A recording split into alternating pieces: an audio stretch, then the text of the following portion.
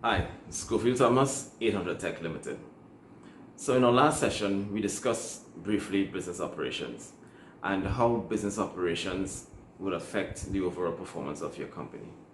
So today we want to go into more detail about that business operational side, and we want to show you, in terms of how it ties back into the C-suite.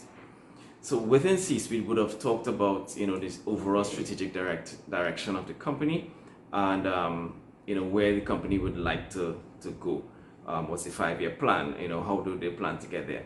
And we would have created some policies and some procedure at the executive level that we now have to get implemented or have to carry out, in the operation.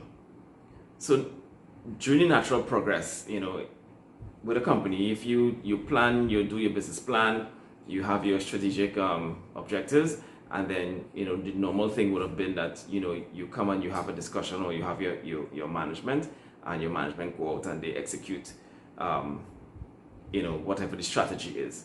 So similar in kind, in IT, that's the mandate, because nothing happens in a company now without the involvement of IT. So those same policies, those same procedures, those same direction or the mission is now implemented into these into a system that then forms your operation, guides your operation. So an example that most people would understand is things like, we determine, okay, how does we want to move forward in terms of what's the strat plan, so we understand what the strat plan was, and how are we going to implement this as a implement it in the operational side. Simple thing is, we utilize the policies. So we'd have created some policies in terms of how we want things delivered, what we want customers to see, what we want the employees to do, and we would have implemented some policies based on those things in C-suite. And those are the policies that we utilize now, and we actually we create configurations, or we configure based on those policies. Apart from the policies, we also look at things like what other areas that we need to enable the business. One option may be that we need to make sure we have the right systems. What type of systems? What's the plan of the company? Is it that we have a 3-year strategic plan, or is it that we have a 5-year strategic plan? Is it that during that period in time we want to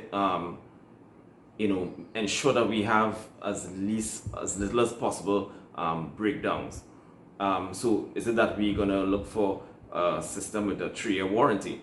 What type of system we're going to look for? We're going to ensure that we have a system that could last for the 3 years. What's the cycle that we're looking for? All those things are part of business operations. And then again, one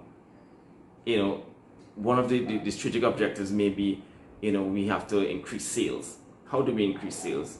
What sales channels are we developing? Is it that we need to now, have resources in place to develop a proper website or social media presence? So all these things is what we take into account in business operations. It's not just about the servers and the desktop and guiding users, but it's also about enabling more processes. And as I touched on processes, that is also a huge part nowadays with companies, automating your processes. Simple tools that we utilize to automate processes. We look at your business, we understand your business, and based on our understanding and conversation with you about your business, we then put in automation to boost productivity. Things that could cut down processes from being an hour to probably a couple of minutes. Those are the things that we do in business operations, or things that hinder productivity, whether it's power, whether it's processing, whether it's just paper pushing. Those are the things that we look at in business operations. So we're going to keep going further. We're going to keep explaining some more as we expand on business operations and our take on it, and how we deliver it. I think that's the key part. How we deliver it is different. So stay tuned, we'll discuss more.